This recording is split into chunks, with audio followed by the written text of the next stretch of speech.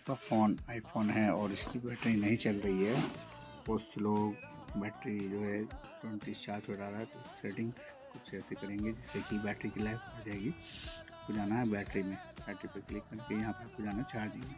अब यहाँ पे क्या है 100% पे, या तो इसका परसेंटेज कम कर दो 90 या 80% कर दो, तो एक बैटरी जो है इसका ऑप्टिमाइज हो जाएगा। या तो 100 ही है 100 रखो और इसकी जो है इसको ये ऑप्टिमाइज कर दो, पे क्लिक कर दो, तो बैटरी का लाइफ बढ़ने लगेगा। और दूसरा एक इसमें और सेटिंग करना है, आपको जाना है जनरल में। यहाँ जनरल में जाना है। जनरल में जाने के बाद आपको देखना है बैकग्राउंड एंड ऐप।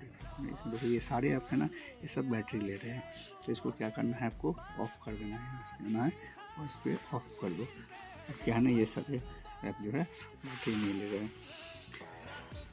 इससे आपकी बैटरी की हेल्थ इंक्रीज हो जाएगी। वीडियो अच्छी लगी तो लाइक करें, सब्सक्राइब करें।